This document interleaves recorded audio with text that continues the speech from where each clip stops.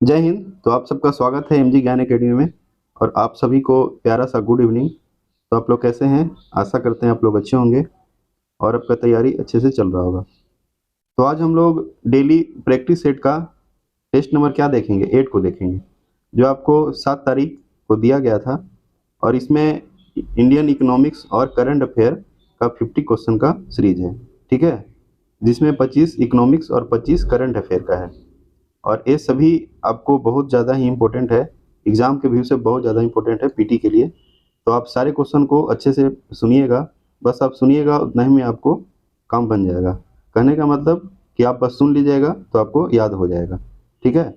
आराम से हेडफोन लगा के सुनिए, ठीक है। तो चलिए स्टार्ट करते हैं। पहला क्वेश्चन क्या है कि कोई बाजार जिसमें किसी विशेष उत्पाद के विक्रेता अधिक संख्या में हैं, लेकिन प्रत्येक विक्रेता किंचित भिन्न परंतु मिलते जुलते उत्पाद बेचता है, तो क्या कहलाता है? पूर्ण स्पर्धा, एकाधिपत्य या एकाधिकारिक स्पर्धा या अल्पाधिकार, ठीक है।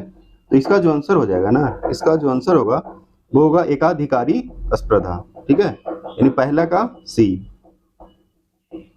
सेकंड है कि वस्तु की मांग किसको निर्दिष्ट करती है? उस वस्तु की इच्छा या उस वस्तु की आवश्यकता या उस वस्तु का मांगा गया परिमाण।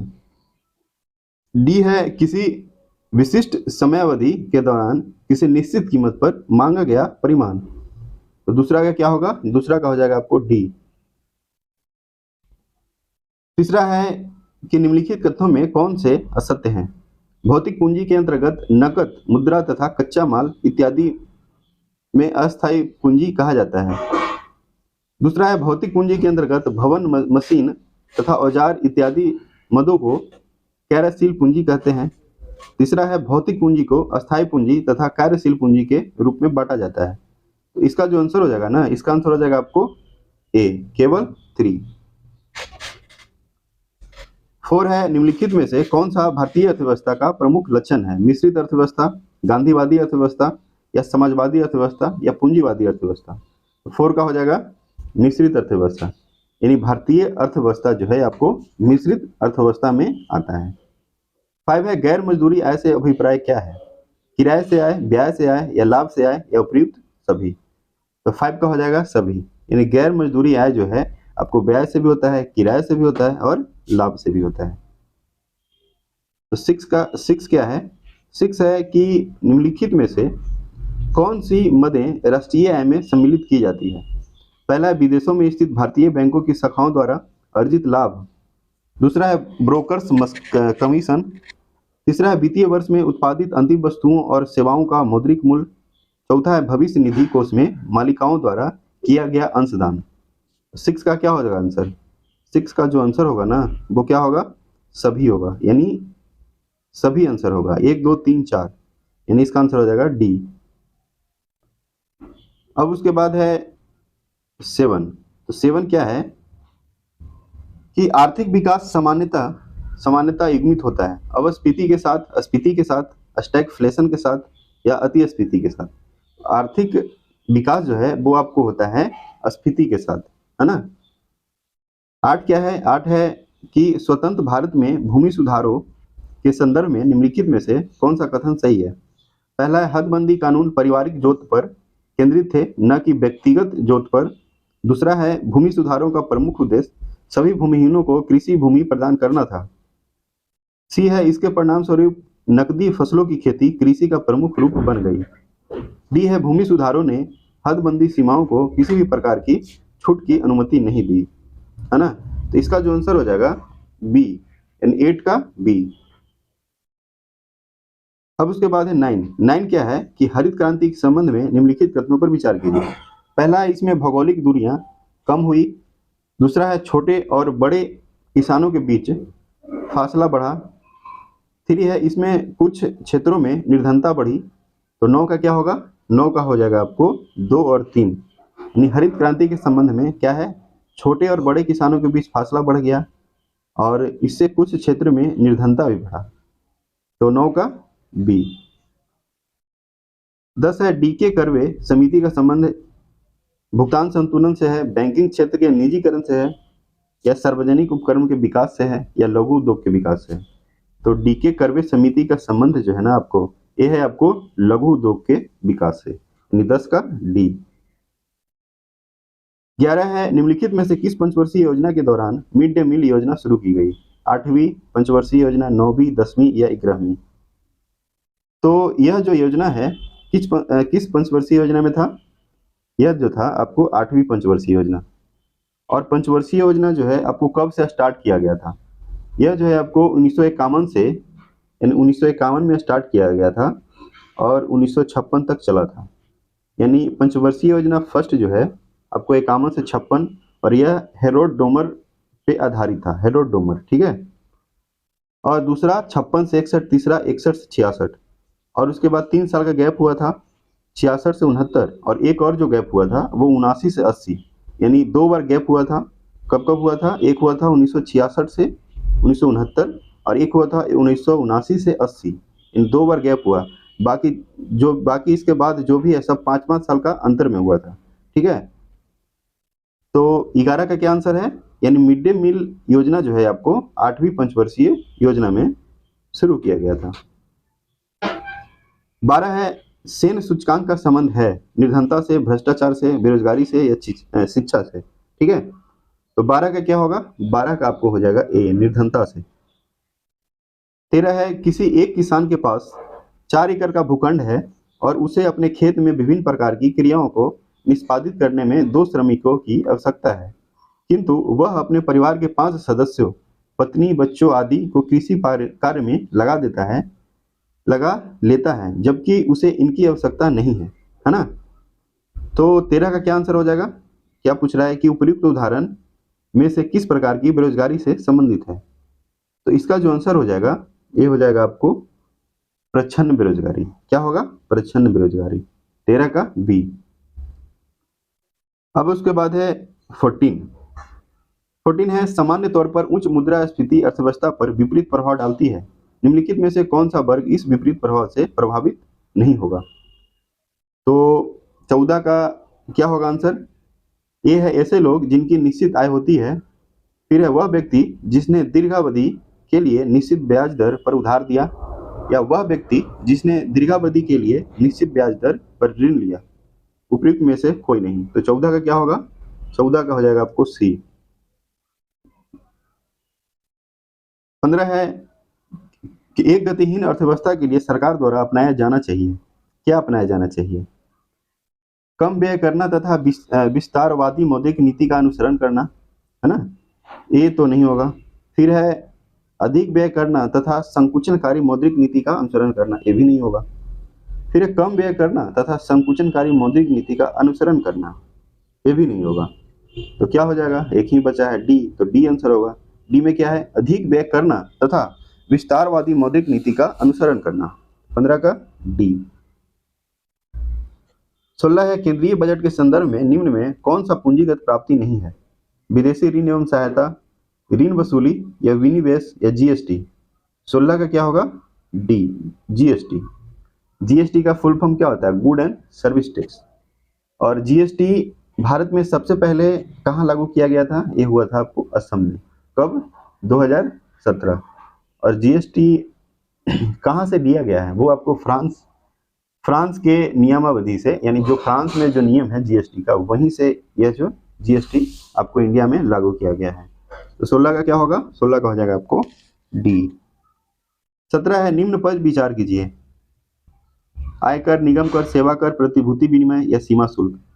तो 17 का जो आंसर हो जाएगा वो हो जाएगा आपको सी, 3 और 5, यानी सेवा कर और सीमा शुल्क, अप्रत्यक्ष कर है ना। यानी सेवा कर और सीमा शुल्क अप्रत्यक्ष कर है, बाकी ये तीनों क्या है? प्रत्यक्ष कर है। 18 है कि बजट के अंतर्गत जब राजकोषीय घाटे में वृद्धि होगी तो इसका क्या परिणाम अर्थव्यवस्था पर पड़ेगा? मुद्रास्फीति उत्पन्न होगी, विदेशों पर निर्भरता बढ़ेगी, या देश की भावी पीढ़ी पर वित्तीय भार बढ़ेगा, इनमें से सभी। तो इसका जो आंसर हो जाएगा इनमें से सभी हो जाएगा। 19 व्यापार शेष में शामिल होती है दृश्य मदे, अदृश्य मदे, या ए तथा बी दोनों। डी है, न तो ए और न ही बी। तो 19 का हो जाएगा आपको ए, दृश्य मदे, ठीक है।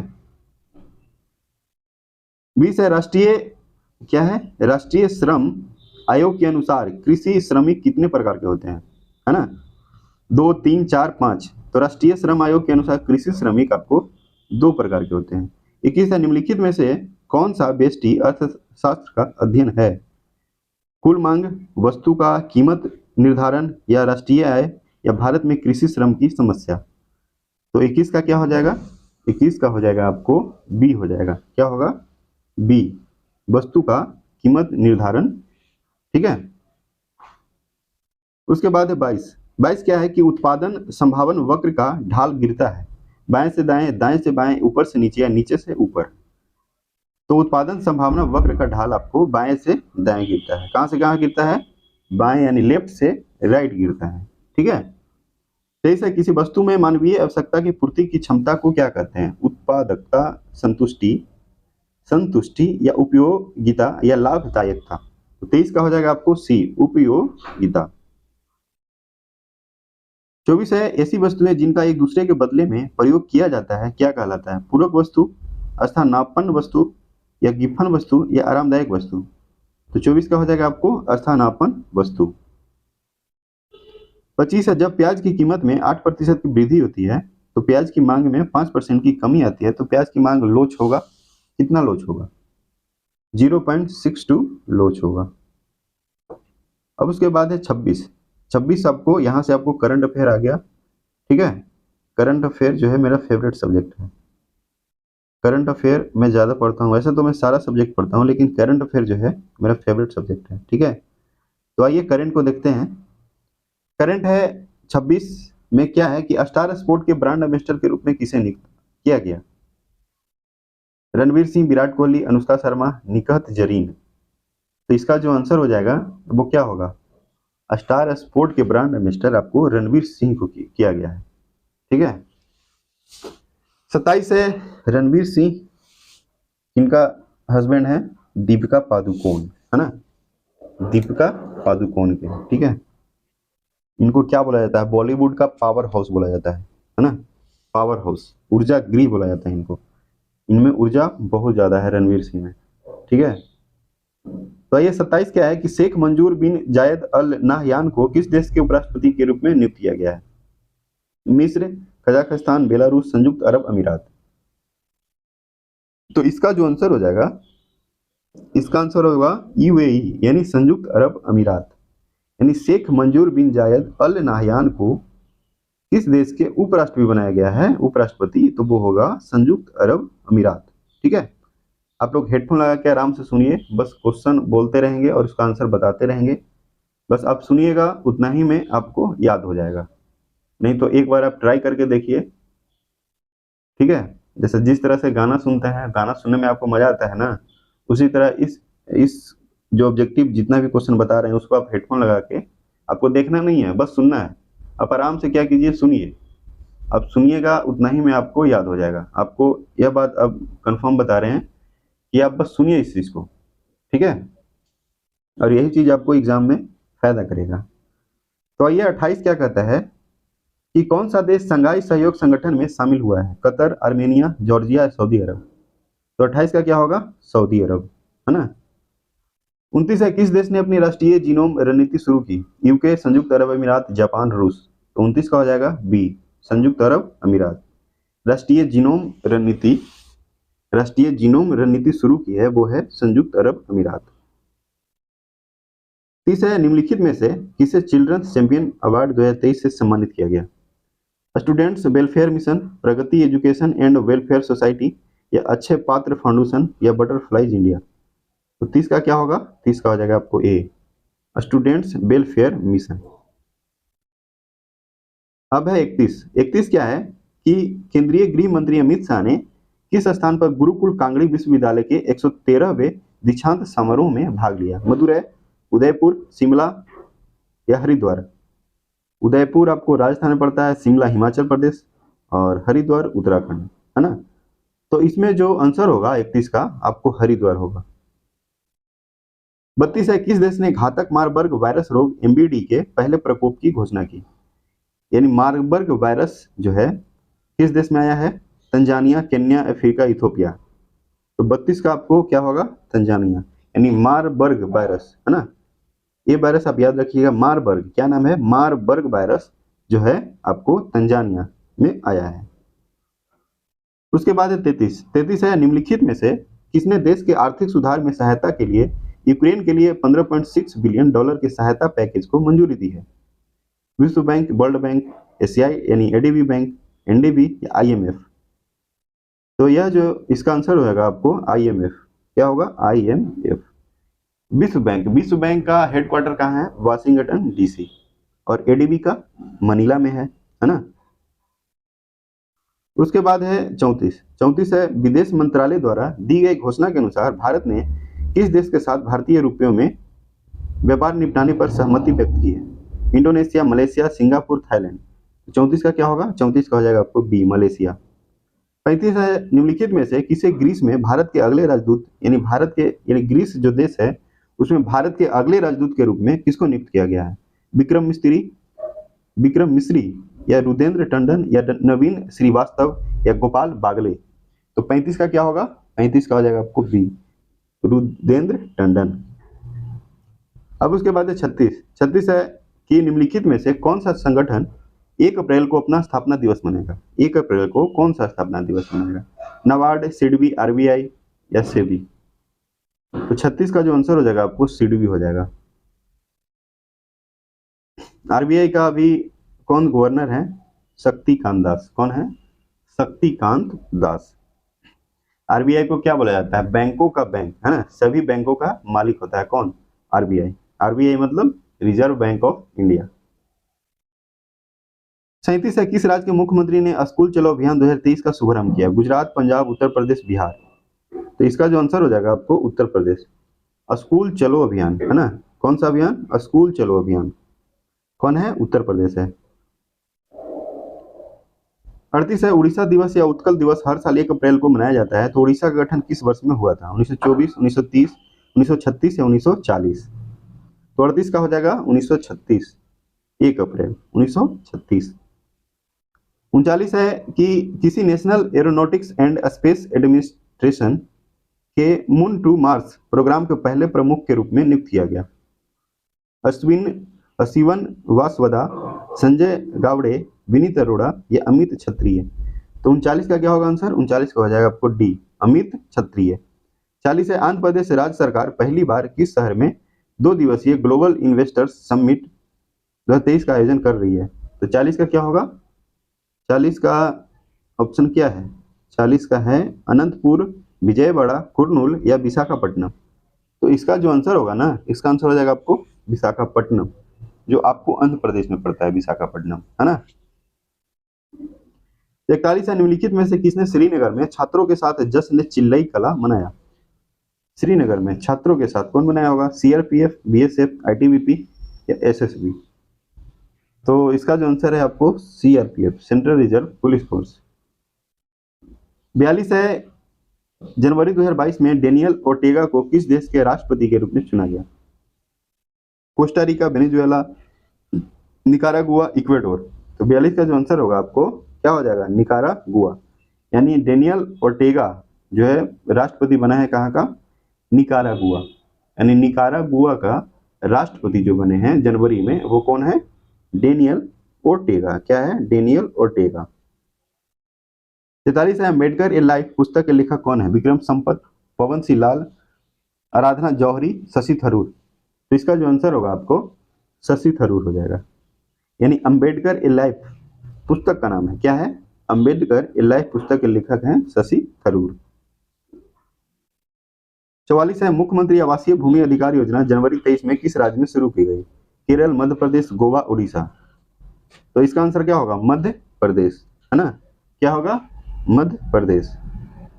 45 है, ऑस्ट्रेलियाई ग्रैंड प्रिक्स 2023 किसने जीता? Max Verstappen, Lewis Hamilton, Charles Leclerc या सर्जियो पेरेज? तो इसका जो आंसर हो जाएगा मैक्स वेरस्टेपेन, है ना। 45 का ए। लुइस हैमिल्टन जो है ये तो आपको अच्छा क्या बोलते हैं, ग्रैंड प्रिक्स का क्या है, ये 2022 का जीते थे लुइस हैमिल्टन, और 2023 का कौन जीते हैं? मैक्स वेरस्टेपेन। 46 है, रक्षा मंत्री राजनाथ सिंह ने किस राज्य में सियोम पुल का उद्घाटन किया है? पश्चिम बंगाल, गोवा, अरुणाचल प्रदेश, केरल। यानी रक्षा मंत्री किस राज्य में सियोम पुल का उद्घाटन किए हैं? तो ये जो किए हैं ना वो है अरुणाचल प्रदेश। अरुणाचल प्रदेश यानी इंडियन भारत देश का जो मैप है उसका सबसे ईस्ट में जो राज्य पड़ता है वो अरुणाचल प्रदेश वही है।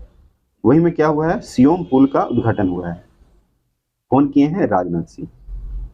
अब उसके बाद है 47 क्या है कि किस देश ने 14 जुलाई 2023 को वार्षिक बेस्टिल डे परेड में प्रधानमंत्री नरेंद्र मोदी को अपने अतिथि के रूप में आमंत्रित किया है? Germany, Italy, France, Austria. तो 47 का हो जाएगा आपको सी, फ्रांस।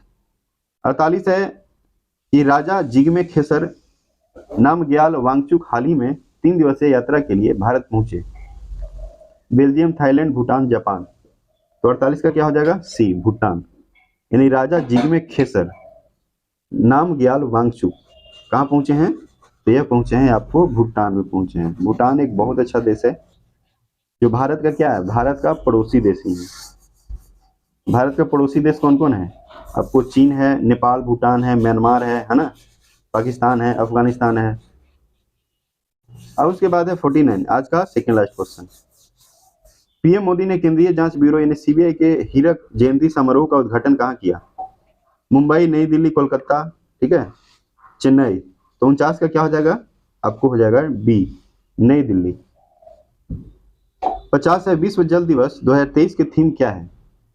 थीम क्या है विश्व जल दिवस का? भूजल अदृश्य को दृश्य बनाना, ठीक है, या जल और जलवायु परिवर्तन, या त्वरित परिवर्तन, या पानी की कद्र करना। तो इसका जो आंसर है आपको त्वरित परिवर्तन, यानी 50 का क्या होगा? सी हो जाएगा। ठीक है, तो आज के लिए इतना ही।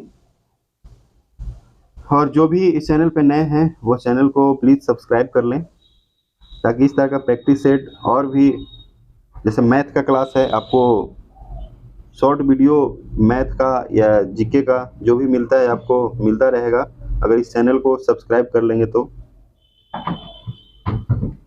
चलिए, जय हिंद, जय भारत, जय बिहार।